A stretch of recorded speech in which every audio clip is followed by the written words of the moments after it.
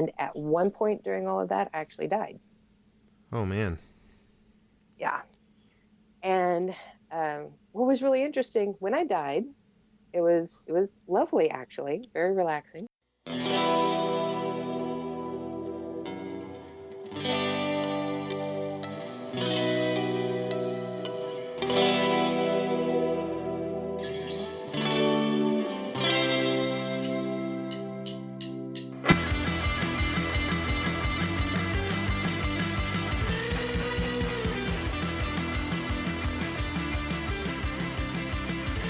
Welcome to another episode of the Wichita Live Podcast.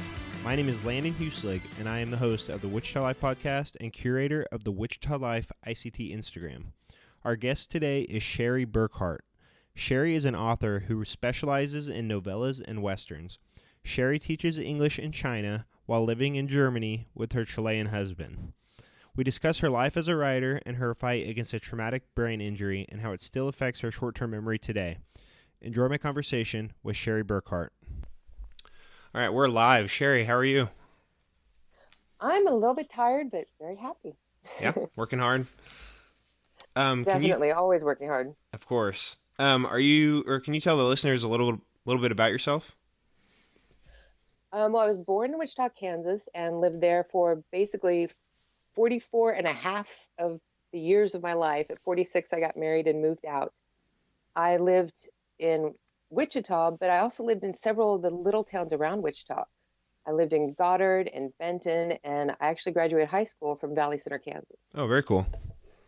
Awesome. And I saw a note on your biography on your website or somewhere that you got married at Old Cowtown. Yeah, we did. That was so much fun. I wanted to do something a little bit different. My dream had always been to get married on Halloween and have a big costume party. Oh, yeah? But my husband, I guess I should tell you about this first, is because of his job, we had our wedding date dictated to us. We could not do anything about it. My husband and I met in January in 2013, dated until April, and he got a job offer in Denmark and wanted me to go with him.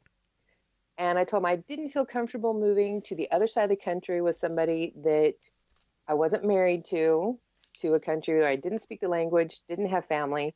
And he was like, well, what if it was with your husband? And I was like, that would be different. So he's like, I said, are you asking me to marry you? And he said, yes, I'm asking you to marry me. I'm like, well, then I'll marry you. That's awesome. So we got engaged on a Wednesday. We went out to dinner and told my parents on Friday, and Saturday he left for Denmark. Wow. It's a very quick turnaround. Yeah.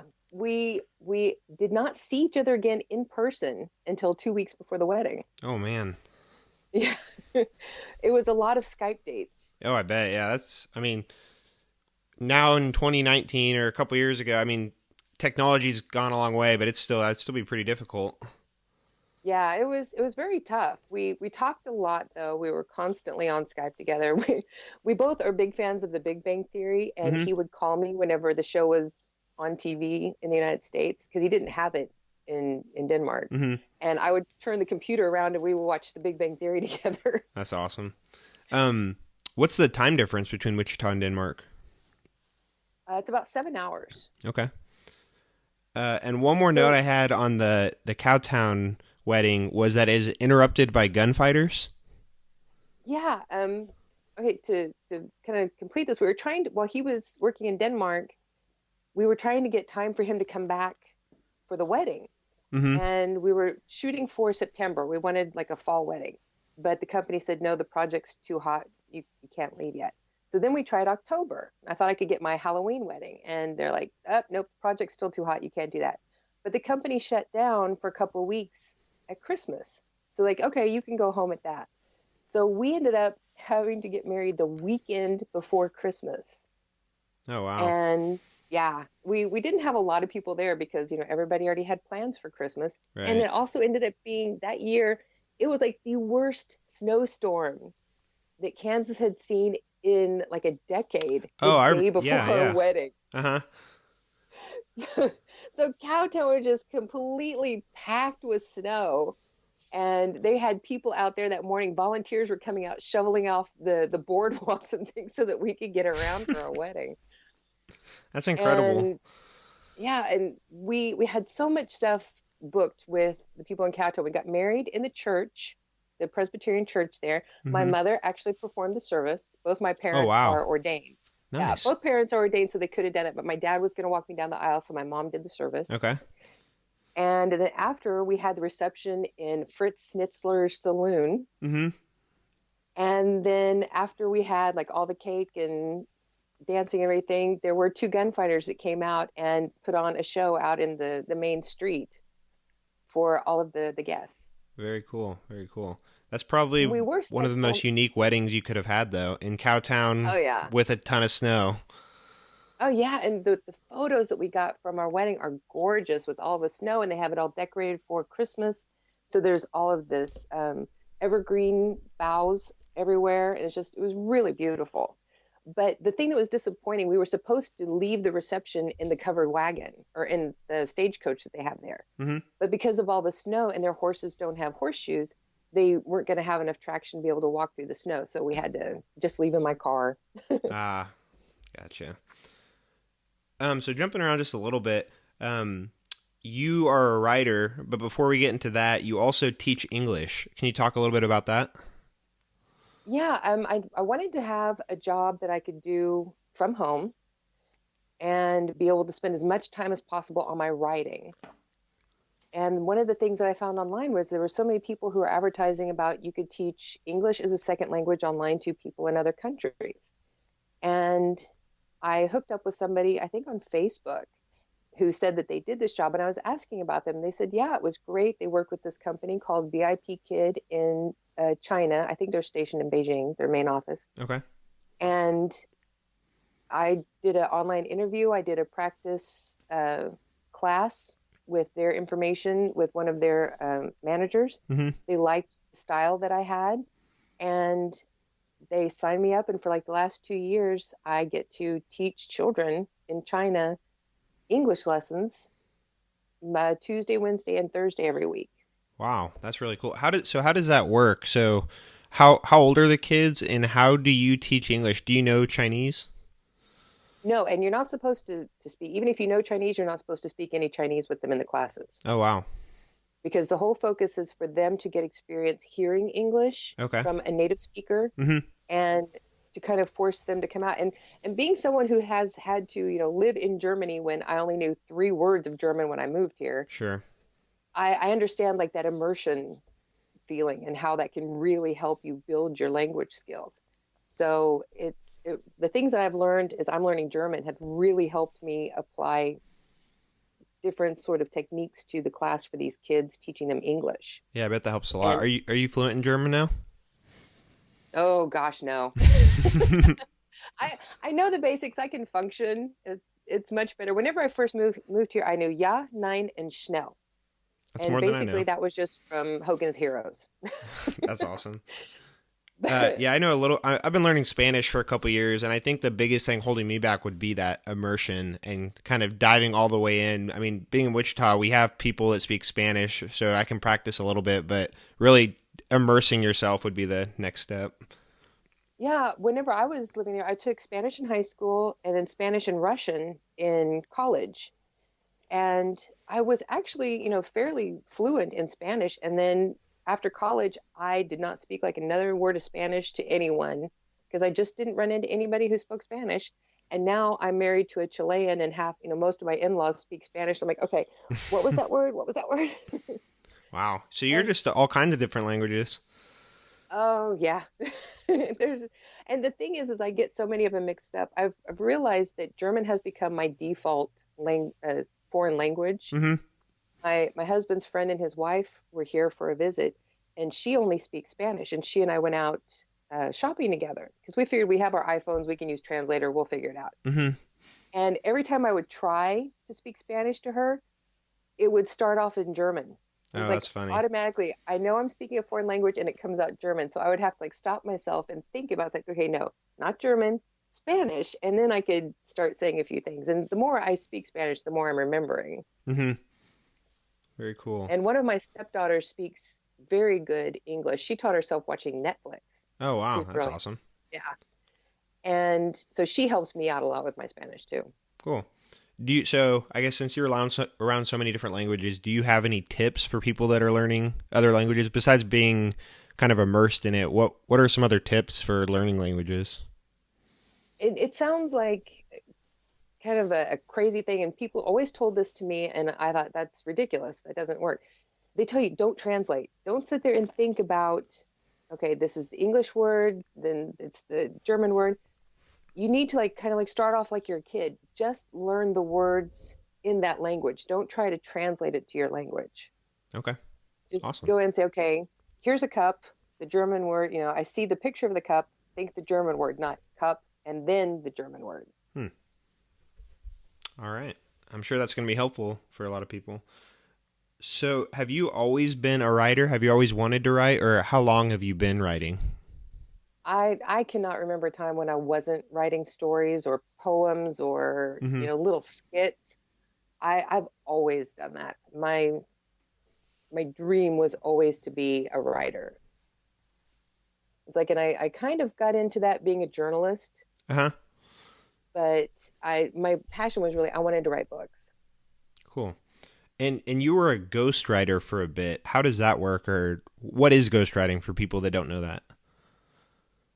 There's a lot of people who put their names on books as the author, but they don't write a word that's in there. They tell somebody their idea, they give them all the information, and then that person writes the story for them. Interesting. And you get paid for that, and then the other person puts their name on the work. That's really interesting. Yeah, and that's actually how I got started into writing westerns. The first little fiction book that I wrote as a ghostwriter was a short story that somebody wanted for. They wanted to do just a little novella. They have a whole collection of novellas under this one author name, and it was so much fun to write. Coming from Kansas, and I lived on a ranch for a while, and I rode horses and worked with cows, and know how to shoot guns, and I just put all of the stuff that I had experienced and loved doing when we lived on the ranch into the story. And it was like reliving my childhood and like my, playing cowboys and Indians when I was a kid. Yeah, that's awesome. Very cool. So you mentioned the word novella. What's the difference between a novella and a novel for people that don't know? Basically, it's just the length. Novellas are much shorter. They're usually like under, I think, 10,000 words is the basic kind of standard. And then everything over that tends to be more considered a novel. Okay. And you currently write more novellas than novels, is that correct? Right. The guy that I had worked with as a ghostwriter, his whole series was just these little novellas, and he was doing really well with that. Apparently, he was saying that a lot of people, they're so busy they don't have time to sit down and read a whole novel. Plus, if it's something that they want to carry with them, novels are much bigger, Mm-hmm. and the novella industry, I guess you would say, is becoming very popular, especially for books on Amazon. Okay. Yeah. That's a very big market there. Okay. And so you mentioned Amazon, so you've self-published your books right now. Can you just talk a little bit about the self-publishing process? It's actually very easy, and that can be good and it can be bad because there's a lot of books that are being published that are not getting edited. They don't have an editor. There's whenever you buy the book, you find out that there's like horrible grammatical mistakes and inconsistencies and things like that. So it's very easy to do, but people still need to follow like a good professional process. You Mm-hmm. go into the Amazon, they have KDP Publishing, and you have a PDF file, or I think they even take doc files and a couple other different files.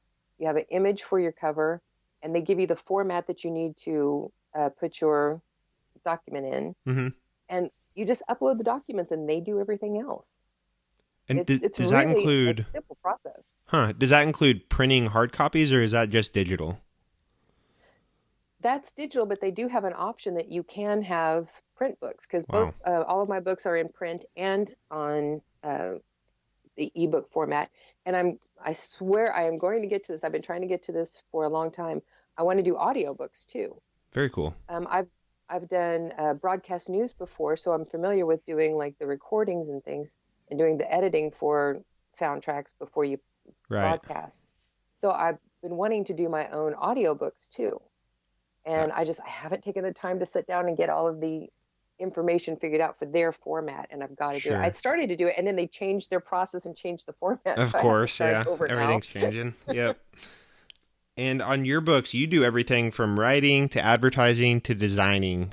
Do you like kind of doing everything from start to finish, minus maybe the editing?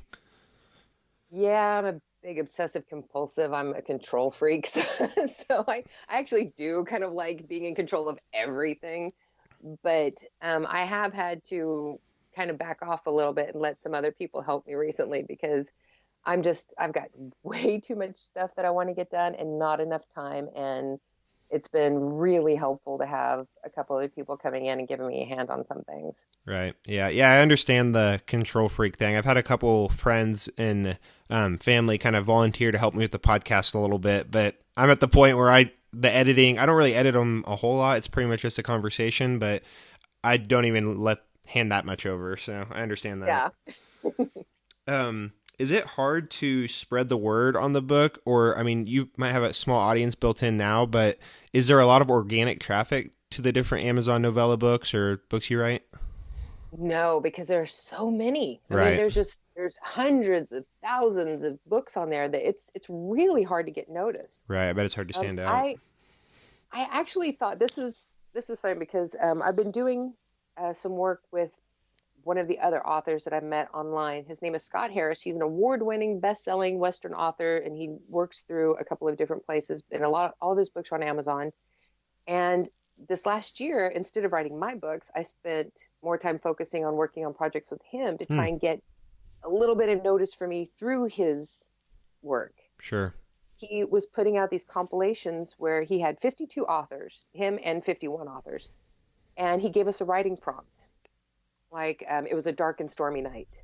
That was kind of like a joke one that he did. We all had to start our story with, it was a dark and stormy night, because that's Okay. such a cliche thing that they say never write a story with that. Right.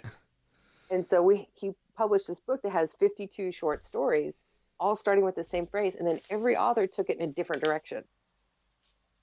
And you have your story, and then right next to it on the next page is a biography of, who you are and your work.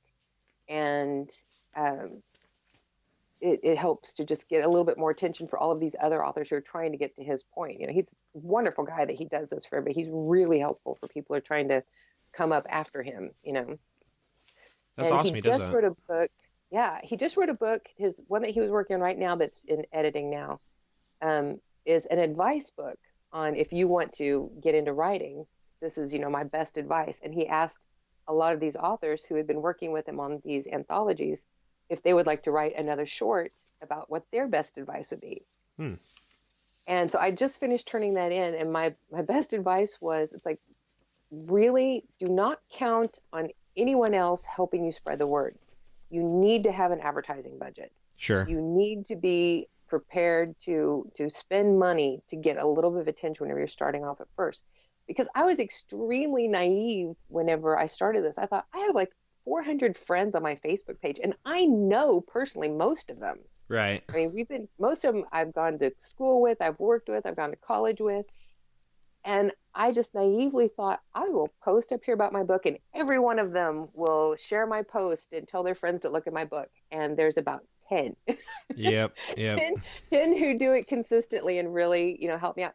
And I don't have a problem with that. I realize everybody has their own lives. They have their own agendas. They have their own priorities. And I am not a priority in their life. But, it takes like 2 seconds to hit share. And the Right. books that I write are all wholesome. I mean, they pretty much border on Christian fiction. And, they're clean books. There's no sex scenes. It's all just, interpersonal relations and history.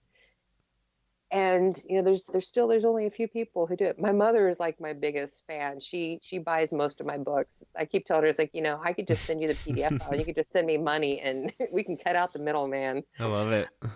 But she'll buy, whenever one of my books comes out, she'll buy a ton of them and take them to work and hand them out and tell people to read them and post reviews for me. if my mother is like my best PR agent. Hey, it's good to have one at least. So. And my friend Gayla Kelly, I have to mention her too. She's like a really big help. She reposts everything that I post. Very cool. So you write westerns, and I think one of the series, maybe ongoing, is Into the West. Yeah, I'm actually doing these when I was a kid, I always loved watching on TV those serial shorts that they used to show in the movie theaters Mm-hmm. before, like the Lone Ranger and all of those kind of just quick 20-30 minute shows that they used to have. Mm-hmm. And it was like an ongoing story. It always kept going, and the end usually had a cliffhanger, and I loved those. So that's what I base these stories on. Is it's a quick read with a cliffhanger, and then the next book kind of backs up a little bit and shows you the end of the previous book from a different character's perspective, and then goes on from there. Cool. That's And awesome. that's the way I'm doing this. And that way, it's like in the first book, everybody hated this one nun that they just thought that she was horrible. And then the second book, you kind of go back and she explains, you see why she is the way that she is. And she was actually doing it for the children. She was only motivated for what was best for them, what Oh, she wow. thought was best for them. And so then everybody liked her. Mm-hmm. And then you go through the next book and everybody hates this person. And then I start the book out again and you go back and you find out why they're like that. And then, it just kind of keeps going back and like retelling and giving more information. And it's fun to do. I don't know if people enjoy reading it that way, but I enjoy writing it that way. Sure, that's really interesting, though. That's a good way to approach it. Different point of views and everything. It makes for an interesting story. So your website and those books are actually under the name Stephen Burckhardt. Can you go into that a little bit? Yeah, whenever I first started looking into doing books under my own name, I did a little bit of market research. I spent 20 years in advertising, so I like focus groups. And most people said that if it was a romance Western, they would expect women to write it better. If it was a straight Western and more historical fiction, they expected a man to write it better. So I thought, okay, well, just to kind of hedge my bets about people wanting to pick up this book and read it, since it is a straight Western, they're not romances, I decided to adopt a male pen name. And I probably went a little bit further with it than some people do. I talked my dad into being the face of Stephen Burckhardt. So whenever you see pictures of Stephen Burckhardt, that's my dad when he was my age. Wow. Yeah. And it helps. His name is Steve. Yeah. So that kind of makes it a little bit convenient. But I got the name by taking my original last name, Stevens, and just dropping the last S, Uh-huh. and then adding my current last name. So Stephen Burckhardt. Mm-hmm. That's really cool. And Yeah, I was doing a little bit of research. You had emailed me, and I started looking at it, and I was like really confused reading your website for a minute, and then I tied the email together and realized what you were doing, but it took me a minute to realize what was going on. well, and I plan actually, I want to write in a bunch of different genres. I do want to write like some sci-fi and horror, and I have such a long, crazy name that I just figured I'm going to mix and match all of my different names to come up with all of these different pen names so I can separate the genres. I like that. That's really cool. Yeah. And usually whenever I say my whole name, people laugh. I'll include your whole name if you want me to, so people can see what we're talking about. Oh, yeah. It's like, because I was Shari Diane Stevens for 46 years. I mean, that's more than, considering, that I probably won't live into my mid-90s, that was more than half my life. So when I got married, I didn't really want to let that go. But my husband, he has his mother's last name and his father's last name. Ah. And he only, his actual last name is from his mother's family. But I wanted to really kind of like honor both sides of his family since he had that too. So I took both of those. So now my whole name is Shari Diane Stevens Retamal Burckhardt. Yeah, that's a little bit longer than most people. Yeah, it doesn't even fit on my social security card. They had to drop Brett Jamal off. Oh, man. Yeah. So years ago, you were in an accident that led to a life-threatening neurological condition, and I believe it was 7 surgeries in 6 months. Can you go into that a little bit? Yeah. I have what is called an Arnold-Chiari malformation. Nowadays, they've pretty much dropped the Arnold and just refer to it as a Chiari malformation. And I also have a syrinx and hydrocephalus. So that's actually like 3 different little neurological problems. What it is, for people who have this condition, there's a little bit of conjecture. Some people say that it is a birth defect, and some people say that it can happen because of a physical trauma. Mm-hmm. The problem is you only know if you have one if you get an MRI. That's the only way to be certain. And people aren't given MRIs at birth, so there's no way to prove whether or not you had it at birth or if you had it after an accident, because most people only get after an MRI after an accident when they're having problems. And that's when I had mine. I was working in a bookstore at Town West, and part of, in the mall, they have these little bookshelves on wheels that they push out in front of the security gates when the store's open. Mm-hmm. And then at night when you close, you have to pull them back behind the security gate. And it was right before Christmas. It was November 6th in 2002. And I was, the manager and assistant manager had opened the store and set up this hardcover, really large coffee table book display on this one bookshelf that was out in front of the store. And apparently one of the wheels on the cart was broken, and they propped it up. Oh, no. And then that manager and assistant manager left, and another assistant manager and me came in to work the closing shift. Nobody told us that wheel was broken. Oh, man. And part of my duties at night was to pull those bookshelves back in behind the security gate. So I go over there and I pull on it, the wheel snaps off, and all of this bookshelf with all of these hardcover, thick coffee table books fall over and hit me in the legs and slam me down on a tile floor in a seated position. They figured out that it was like 250 pounds of pressure slamming me into that floor. So it was like being tackled by a linebacker into a cement floor. Right. Oh, man. And from that point on, for like several months, I just started having more and more problems. I started having like blurred vision, slurred speech. I had a headache from that moment on. Ever since that day, I have had a headache every day of my life since then. The only thing that ever varies is how bad that headache is. I wake up with it. I go to sleep with it. It's always there. Oh, man. And, I started having trouble swallowing and walking. I was tripping. I was dropping things.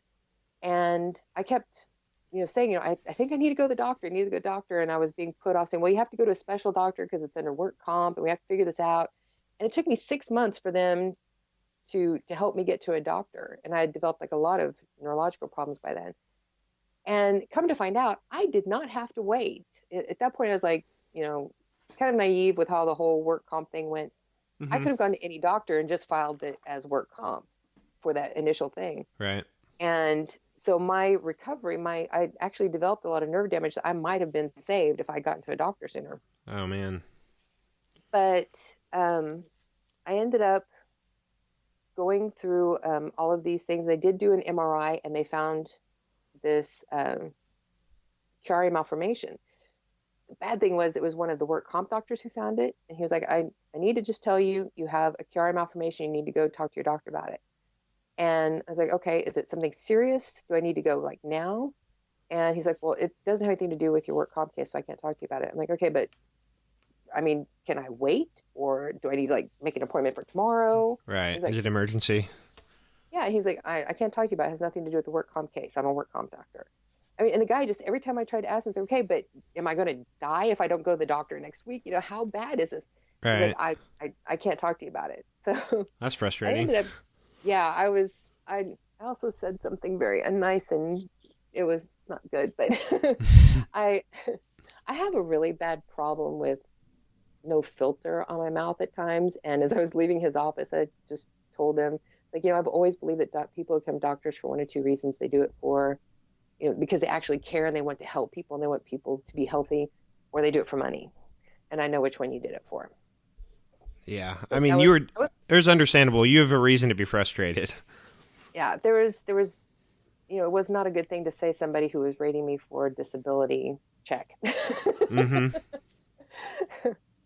So I definitely have learned that I need to keep a little bit better control on my mouth at times.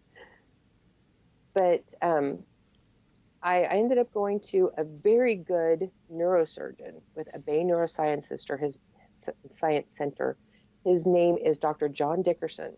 That man is fantastic. I love him. Anybody who ever has like any kind of neurological problems and thinks they need a neurosurgeon, I always recommend him. He really him and his assistant, and I hate that I can't remember her name. His physician's assistant was amazing. Mm-hmm. Like this whole thing. But we went in, he did all these tests, and he told me, okay, this is what you have. This is what can happen. This is, things that we can do to treat it. This is my recommendation. What do you want to do?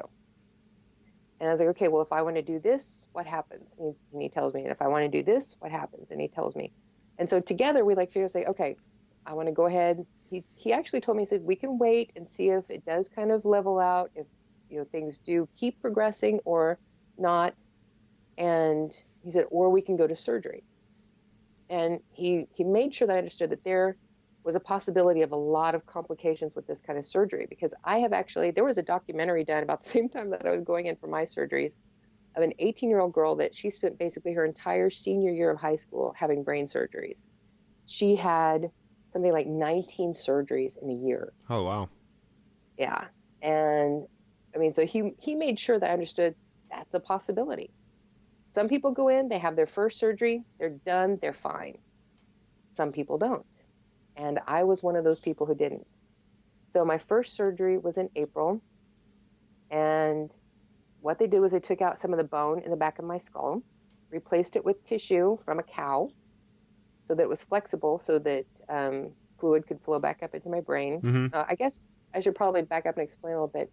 For Chiari malformation, you have the left to right hemisphere of your brain, and then underneath, back by your spinal cord, you have the cerebellum. Mm-hmm. The cerebellum has these two little tonsils that for most people, they curl up and just sit in your skull up underneath the cerebellum. For people who have my condition, those two tonsils hang down into your spinal column with your spinal cord. So Wow. you have like this little hole with a little tube for your spinal cord that's in the middle, and all this cerebral spinal fluid flows around that. Uh-huh. But then when you have a Chiari, you have these two tonsils that squish down in that column with that spinal cord, and you lose the free flow of your spinal fluid. And so your brain's not getting the fluid that it needs for it to make all of those neurological connections in your brain. Sure. And that's what had been causing like all of these problems. My brain was kind of like deprived of fluid, and it wasn't making those connections, so I wasn't able to talk and speak and see and Wow. and swallow. Mm-hmm. And so they took out the bone and replaced it with the tissue to replace allow the fluid to flow again. The problem is, then I developed hydrocephalus. I had too much water on the brain, and my head kept swelling up. And after the first surgery, I went home and I sneezed, and the patch popped because of all the pressure in my head. Uh-huh. So then my head just like started swelling up like a balloon, and I had to go back to the hospital, and they did another surgery and replaced the patch. I went home and it popped again. And so I had to go back. And so this time they're like, okay, the pressure's too high. We think we need to put in a VP shunt, which is a little valve in the top of my head. Mm-hmm. And there's a tube that runs underneath the skin, down my neck, under my chest, and into my abdomen. And when I have too much fluid, that valve releases it, and it goes down and releases all the fluid next to my intestines, and they just reabsorb it. And then even with that valve, I still kept having problems with this patch popping, and ended up having 5 brain surgeries by September of that year. Whew. Yeah. That is and then a lot. I also had a problem. The tube pulled out of place at one time too, and I had to go back in, and they had to put the tube back in place. It's like pushed through my diaphragm, and Wow. it had popped out and created a big pocket of fluid on my side. So they had to go in and fix that for one surgery too. That Uh-huh. was the one that wasn't a brain surgery. Mm-hmm.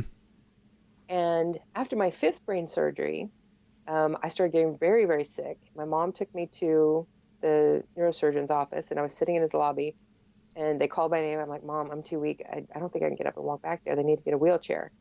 And the physician assistant comes out and looks at me, and she's like, in 2 seconds, she's like, take her to the emergency room. I'll call ahead. They'll be waiting for you. And I had a MRSA staph infection in my head. Oh.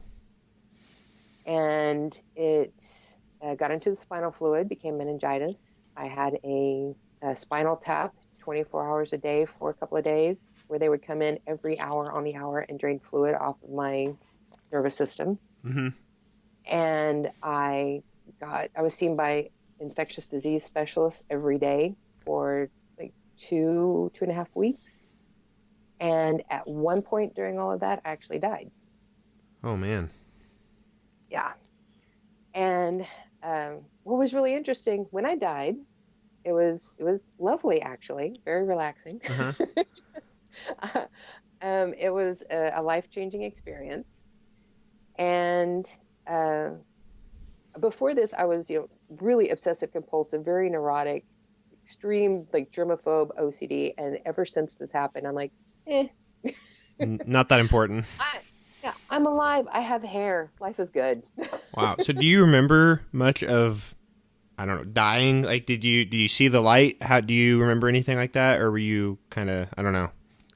I remember everything. I was so weak at this time. I could not even open my eyes. I did not have the energy to open my eyes. I was in so much pain. It was incredible.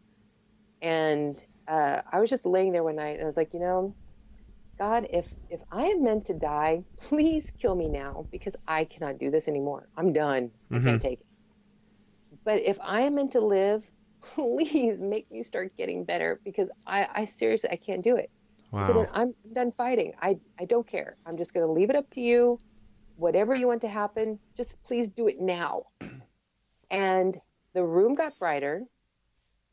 I was able to open my eyes and I heard a voice say, that is all I was waiting for. And I died. Oh, wow. That's incredible. and it was the most, like at that moment, it wasn't scary. It was just, it felt like as natural as taking your next breath. Uh-huh. And it was like suddenly being completely connected to everything. Every bit of energy in the world just being completely connected to that instantly.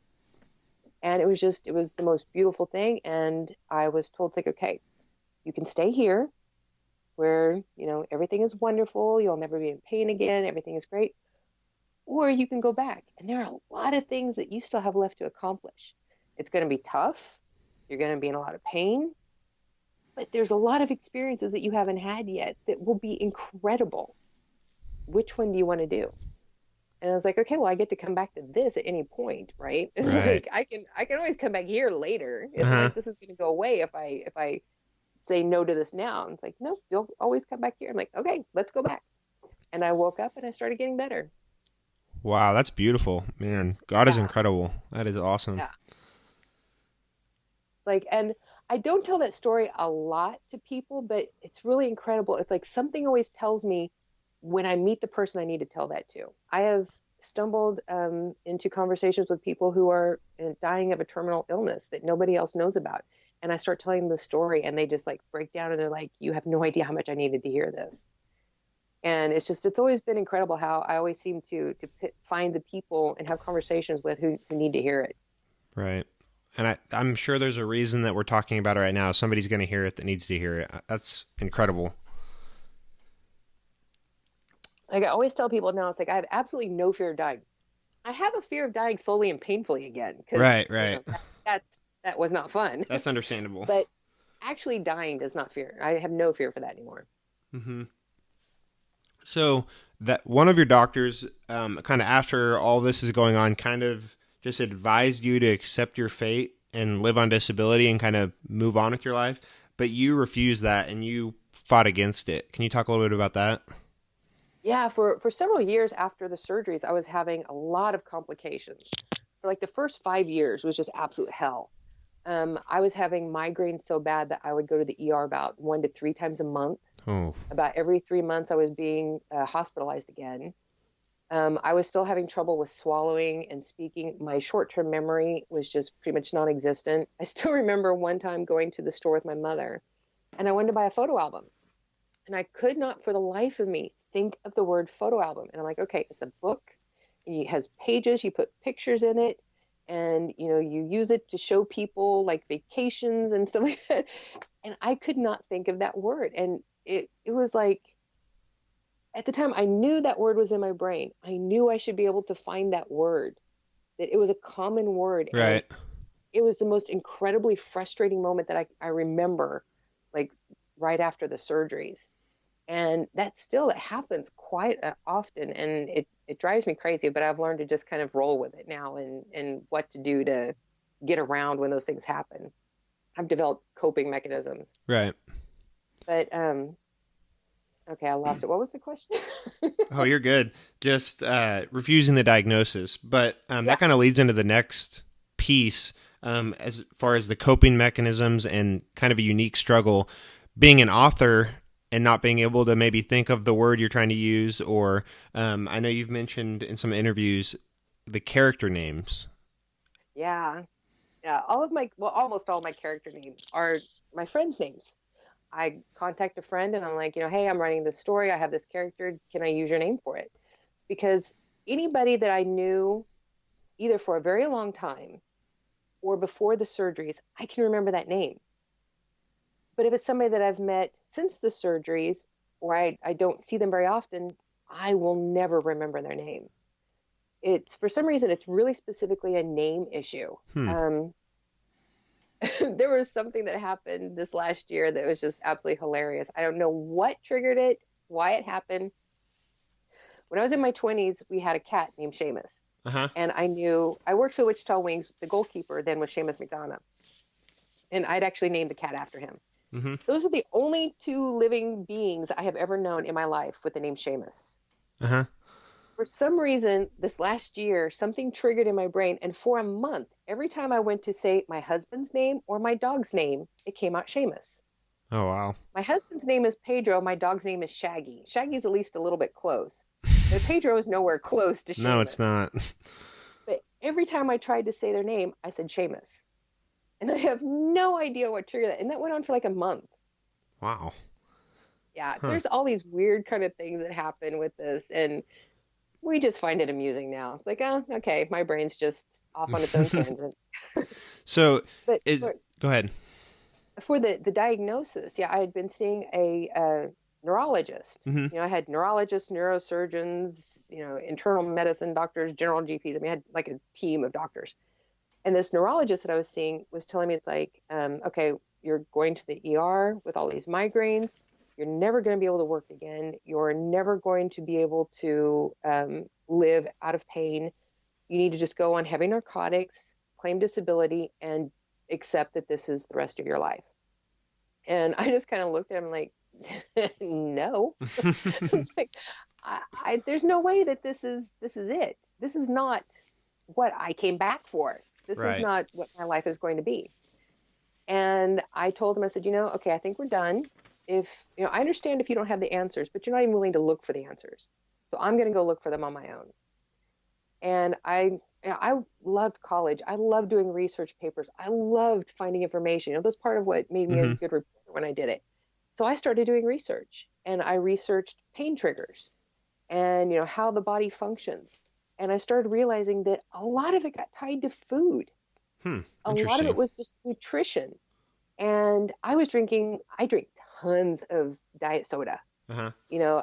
I actually could go, they used to have diet soda that came in those big square cube things.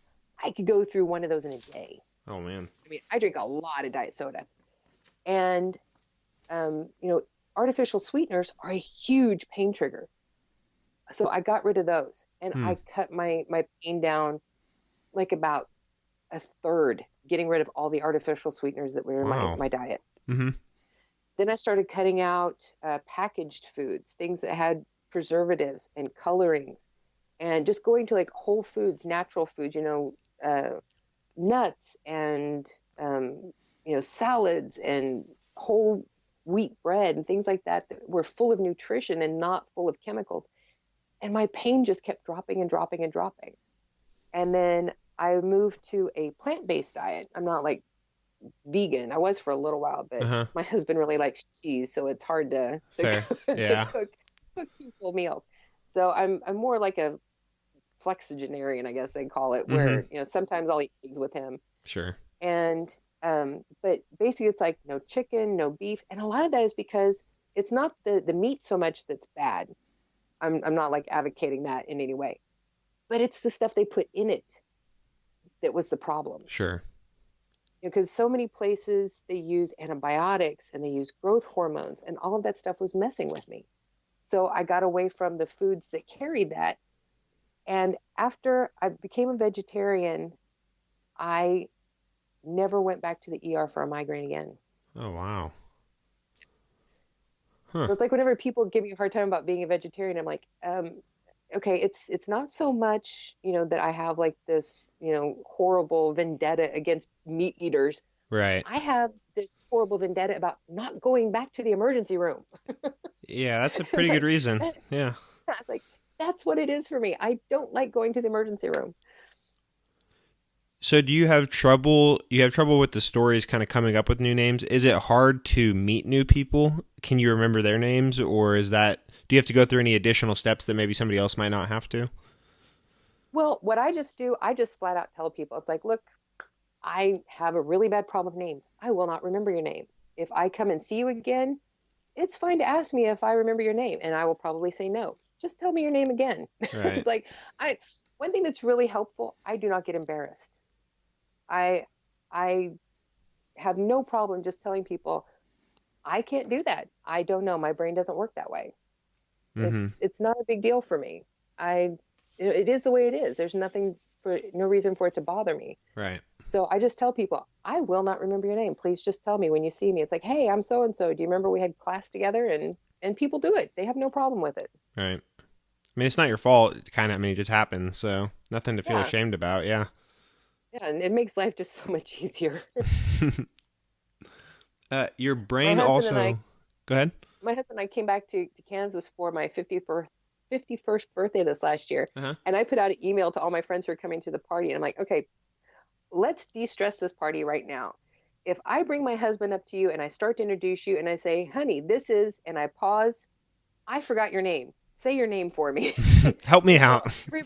everybody at the party just knew if I start to say your name and I pause, just say it for me. That's funny. So Mm-hmm. yeah, I'm always really open about it, and people are more than willing to help. Yeah, that's the best way to handle it.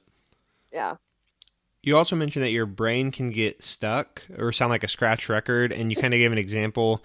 For example, Elizabeth shut the door, and then she turned to Connor. Does that happen quite a bit? Yeah. Yeah, I'll do that when I'm thinking, I'll do that when I'm talking, and I do that when I'm writing. It's really funny. Luckily, my word program will tell you when you have repeated words. Right. But yeah, it happens a lot. I first noticed it whenever I was working at the bookstore and we would be doing inventory.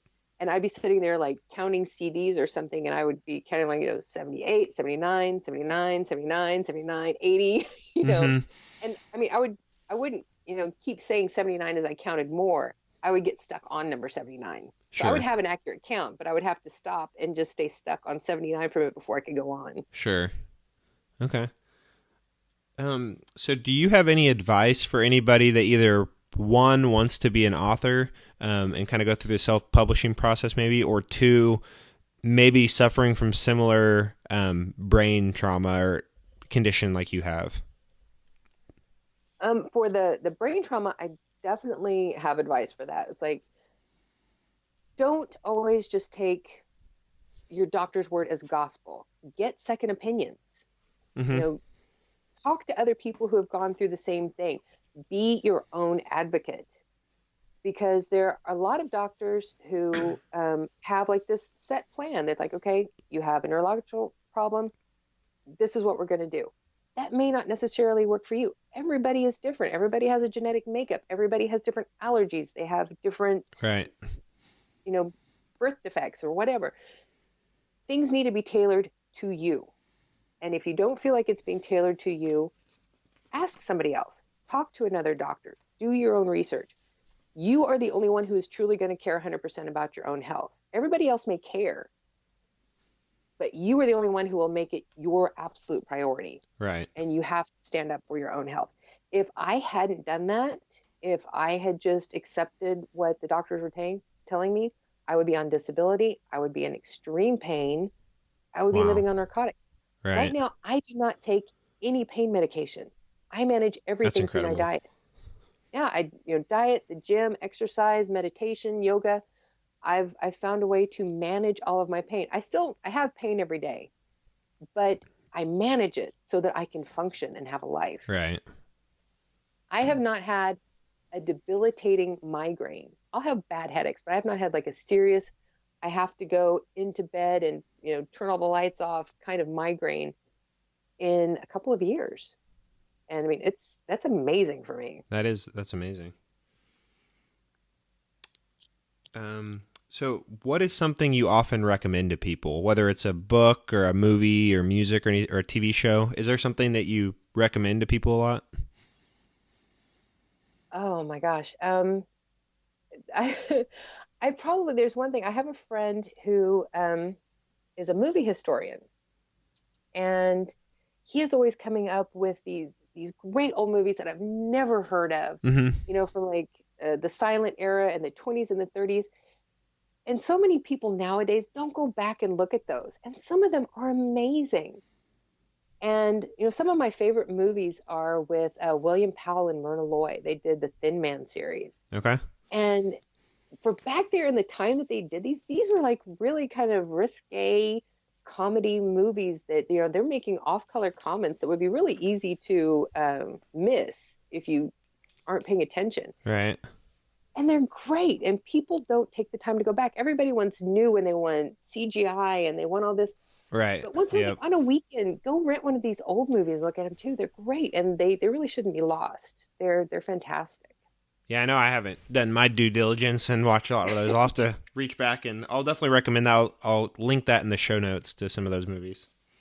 So, well, the guy is J.B. Kaufman. He's actually from Wichita. Oh, wow. He lives in Wichita. He would be somebody who would be great for you to interview. Seriously, Did he's not amazing. know that. Cool. He's a Disney historian. He has written several books about the history behind some of the Disney movies. There's one that he did that's called South of the Border, that was about how Disney actually helped to get. I'm gonna mess this up. I'm sorry, JB. They went down to South America to create just goodwill relations Mm-hmm. with the people there during World War II. Wow.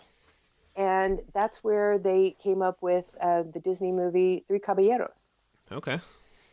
And it's just all the history behind them. And it's just fascinating. So yeah, J.B. Kaufman is amazing if you want to find information about, some of the fantastic movies that have kind of been lost in time. Mm-hmm. Cool. Okay. Do you have a favorite failure or anything in any aspect of your life? Yeah, actually, the first time that I went to college, I went to college right out of high school. Mm-hmm. And neither one of my parents finished high school. They did GEDs and went into careers and, Mm-hmm. just killed it in their field. But they were not, like they always tell you to be like a well-rounded student when you go to college. They didn't do like 30-page research papers, and they hadn't had like a lot of algebra. So when I was going to college, I really didn't have a lot of help with things like that. I was trying to figure out myself. And, I was the first person in our family to go to college. And it was really overwhelming when I went the first time. Mm-hmm. My dad was telling me that, he really recommended a medical field. He said, if you want to go do something in a medical field, I'll pay your way to college. So I went in and I started doing EMT training. Okay. And I had been a volunteer at St. Joseph Hospital for a while. So, I mean, I'd been around the medical field, and I kind of knew what I was getting into. But the more I got into it, I realized it was not something that I could do. And I was way too emotionally connected to what was going on. If I had a patient, in extreme pain or dying, I would take that home with me every night. And I knew I wouldn't be able to separate myself. So that was not a good field for me. Mm-hmm. And I tanked those classes. I flunked out of college so fast. And I'm so grateful that I did, because if I had gone through and done that, I would be in a career that I was absolutely miserable in. I would Right. be depressed, and it was not for me. I have a lot of respect for people who can do that, who can compartmentalize and do that job and not go home completely devastated every night. That's incredible. That is not me. Right. And I started thinking, it's like, okay, I know this probably won't be as lucrative as a job, but I really wanted to be a writer. And I did take like a lot of creative writing classes, but I started getting more into journalism. And I had been working I started when I was 17 working for the Wichita Wings. I was the art person for their missile magazine. Okay. And I worked for them from the time I was like 17 to 26, doing all kinds of designs and everything, and doing advertising and doing some like little interview sort of things. So I'd had experience doing this kind of thing. And whenever I was at WSU, I worked for WSU too. I worked in their ad department at the Heskett Center, and then I moved Okay. over to the Sunflower Uh-huh. and became an advertising manager. And so I was always around like journalism and public relations and advertising. And I thought, okay, this is what I should do. And so I eventually went back to school, and I didn't have enough money to pay for the tuition. So I would like work a semester and then go to school for a semester, and then work a semester and then go to school for a semester. And it took me 14 years to finish my journalism degree, but I finally got it and started working for a news service in Wichita, Okay. broadcast. Uh-huh. And I went and sat in a booth 8 hours a day, Monday through Friday, doing headline news and stock quotes. And I was giggles with your joke of the day. That's funny. And well, they named me Giggles because the jokes were so bad that I would giggle while I was reading, because I would be thinking, I have $20,000 of student loan debt to be doing these jokes for a living. Right. Because it was things like, okay, this is the one that I always remember. Like, hi, this is Giggles with your joke of the day. What starts with T, ends with T, and has T in it. Give up? It's a teapot, silly. Be sure and check back tomorrow for another joke of the day. I'll be waiting. That's funny. They're thinking, I got a journalism degree to do this. Yeah, seriously, that's funny. But it's like after that, it's like I realized that even that job was seriously depressing, because I sat there every hour talking about war and rape and Right. companies polluting cities with, pollution in the waterways and kids getting cancer from it. And I finally decided, it's like, okay, if I'm going to have to deal with things that are depressing, I want a job where I can do something about it, but I know I can't be medical because, if they're alive and suffering, I can't do that. So I thought, okay, I'm going to get a job on a crime scene unit where I can help catch people who do bad things. And then, that's something that I could do. I can deal with like all these horrible things if I know I'm going to help stop it. Mm-hmm. And so I went back to school and got a degree in forensic criminology. Wow. I actually got to study with Kitty Landwehr, the guy who I took profiling with Kitty Landwehr, who caught BTK. Oh man, that's cool. Yeah. Wow.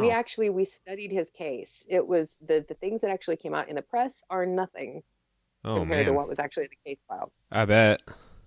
Yeah. We also studied the Carr brother case too. That's another one.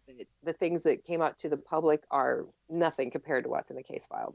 That's probably for the best. And yeah, definitely. Those things are all, it's like, for as many things as I forget, there are certain things that get stuck in my brain, and it's never the things that you really want to get stuck in there. Right. But I graduated with that degree, and that's when I had all the brain surgeries and had all the problems and had the accident. And I could no longer meet the physical requirements for that job. Sure. And it just kind of like threw my whole life into like this, what do I do now situation. Yep. And it took me like 5 years to recover to where I could go back to work. Because my doctor said I'd never go back to work. And then I went back to work. And I was told, you'll never go back full time. I went back full time. Like, well, you'll never be able to do anything physically demanding. I started working in the stock room at a bookstore carrying 50-pound boxes of books. And it's like every time they tell me I can't do something, I'm like, watch me. Yeah, that's the next thing you got to go do then. What is your definition of success? Being happy. I mean, honestly, it's like I don't need a lot of money. I just want to be able to, have a house. We have enough food in the house. I can take care of my dog. My husband and I could, go out to eat once in a while. Mm-hmm. I want to just be happy. That's it. That's success for me. That's perfect. And right now I consider myself to be very successful. I am the happiest that I have ever been in my life. The man that I married, Pedro Burckhardt, is just incredible. He is like, some people have like a service dog. I have a service husband. He can see, he looks at me and he knows, I don't have to say anything. I may not even realize something's coming on. He can look at me and know that something is going on with me, and he knows what to do to help me. I mean, he's incredible. That's awesome. Yeah. Do you have a life motto that you live by, or what's the best advice you've ever received? Ever since I was a kid, we moved around a lot. I probably went to like 5 different grade schools, and I'm always been a big person. My mom told me that when I was in kindergarten, I was almost as tall as my teacher. Mm-hmm. And plus, I've always been a little bit overweight. And sometimes I was really overweight. During the surgeries, I actually got up to over 300 pounds at one point because I was stuck in bed for like a year. Right. So, I lost like 100 pounds off of that. So I was always been a big person, and I got teased a lot. I get bullied a lot, and it never bothered me because my motto for some reason, like since birth, it's always been, you know what, if you don't like me, bite me. I don't care. It's like, unless you're like my mom, my dad, my husband, your opinion doesn't matter. Right. It's like, I don't let people get to it. I always find it really hilarious when people on Facebook try to bully me because of an opinion that I posted. I'm like, why do I care? What do you think? Right. Some random person. It's Yeah. like, I'm not going to stress out about that. Life is hard enough. You don't need to stress out about all those little things. Right. Just let it go. Like, it doesn't matter. People really, the best thing they can ever do for themselves is to learn to just let things go. Yeah, definitely. What's a habit that you've developed over the past few years that's most improved your life? Taking notes. That's a good one. I have notes everywhere. I have little notebooks that I keep by my table and by my computer and in my purse. I have my cell phone, so I have reminders in there. I am really horrible about time management, so I set alarms. I set alarm when I need to get up. I set another alarm that I know I need to start getting ready to do this, because I have no concept of time anymore. I can be sitting here writing or talking to somebody, and it'll be like 4 hours later. I have no idea. Mm-hmm. And that's probably how it's like when my husband and I went on our first date. We were just going to meet for lunch. It was not a date. We were just going to meet for lunch and see if we wanted to date, because we were both like, we're in our late 40s. We don't have time to mess around. If we don't really hit it off, why bother spending time dating? And we're both really blunt like that. We just say what we're thinking, so it's perfect. And we're like, yeah, great. Let's meet for lunch. If we like each other, we'll plan a date. And lunch lasted 11 hours. Wow, that's the longest lunch I've ever heard. It was incredible. Like, we went to lunch, we went shopping together, we went out to dinner, we went to a movie. I mean, we couldn't shut up. We couldn't stop talking to each other. And it's still that way. Okay. What is your favorite part of Wichita, or is there a hidden gem in Wichita that you know about? I love the art. There has always been like these great art pieces around Wichita that are just incredible. I mean, some people just seem to be oblivious to the statues and the murals and the mosaics and everything that are in town. They are fantastic. That's one of the reasons why I love living here in Dusseldorf, Germany. It reminds me so much of Wichita that way, because this is like the art and fashion center of Germany. And you walk around here and there's all of these statues and murals, and it reminds me so much of Wichita. And I know a lot of people probably have different opinions about it, but those weird little whole wheat things that they have on the sides of the bridges down in Wichita. Yeah. I love those. Those are really cool. For some reason, I've loved those since they put those in. The only thing that I really wish that they had done different is, they have that like fanned out archway on one of the streets. Mm-hmm. It's supposed to be like the gateway to Wichita. I wish they would have put that somewhere else where you could see it better, because it's kind of hidden down in there. Yeah. It would have been really nice if they had put that up somewhere where it was so much easier for people to see. Right. But, things like that, and the weird little light poles that they have down by where Riverside Hospital used to be, that they all, change colors on different days. I love that about Wichita. And it took me forever to find the troll that's down by the river. Oh, yeah. I love that. That is like my favorite thing to go show people, is the little hidden troll down there. Yeah, it's really cool. Right by the keeper. It's really cool. Yeah, I love that. Is there anything you wish Wichita had that it doesn't, or something that you wish Wichita would improve on or improve? Public transportation. Okay, I swear, definitely. Here we do not have a car, because within walking just like 2 blocks, there's a train station, there's bus stops, they have streetcars, subways. What was the other one? Okay, streetcars, buses, subways, taxis. I mean, fleets of taxis here. You can get by. I mean, Dusseldorf is a very big spread out city like Wichita. Mm-hmm. You can get anywhere in like 30 minutes on a train. And I wish Wichita could have that. Yeah. I wish they had something like that there, because it would be so much better for people. Because I know so many people there who can't afford a car in Wichita, Right. and they depend on the buses, but the buses don't always run where they need to go. Yeah, They for have sure. very limited route that they do. So if I could give Wichita anything, it would be like a fantastic public transportation system. Very cool. Yeah, that's definitely a good one.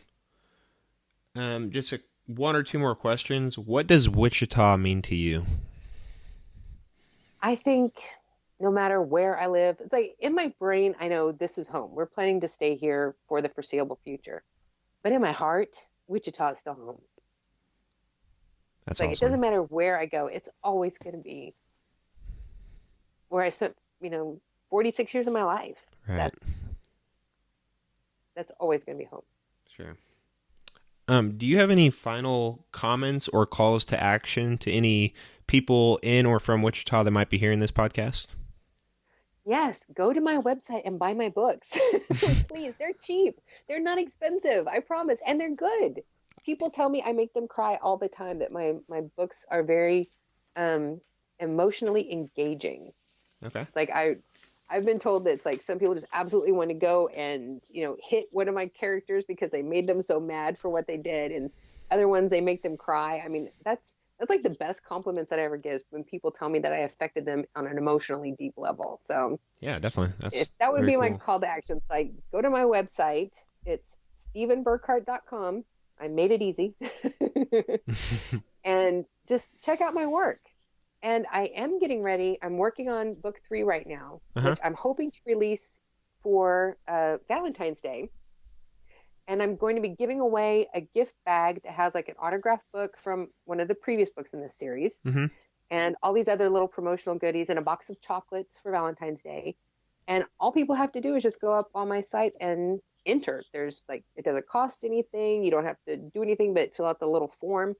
And I just set it up last night. I'm not sure if it's really live yet. I'll have to double check, because I was finishing that at 5:00 this morning, and I was going a little cross-eyed at the time, so I'm not sure what was working when I finished. So I need to go back and do a check on that, but it will be live by today. Perfect. And this will definitely be up with a few weeks to spare before Valentine's Day. So very cool. Yeah. So, and that would be it. And hopefully you can buy my books on bn.com, on amazon.com, and leave a review and let me know what you think. If you think there's something that I need to improve on, let me know. If you think it's fantastic, let me know that too. Perfect. Yep, I will link up all that stuff in the show notes for this and share it on social media. So, Shari, I really appreciate you calling and reaching out in the first place. I don't think we would have ever met or talked if you hadn't reached out, so I really appreciate it. Yeah, this has been fun. I love this. This is, cool. The first time I've been on this side of it. So it's very interesting. You did great. Thanks again, and good luck with everything. Thank you. It was nice talking to you. You too. Thank you to everyone who stuck it out and listened to this episode of the Wichita Life podcast. Thanks to the local Wichita band, The Caves, for use of their song. You can find links to everything we discussed in the show notes at wichitalifeict.com. If you have any comments or recommendations for our podcast, feel free to contact us at wichitalifeict@gmail.com. Thanks again for listening. Until next time, hasta luego.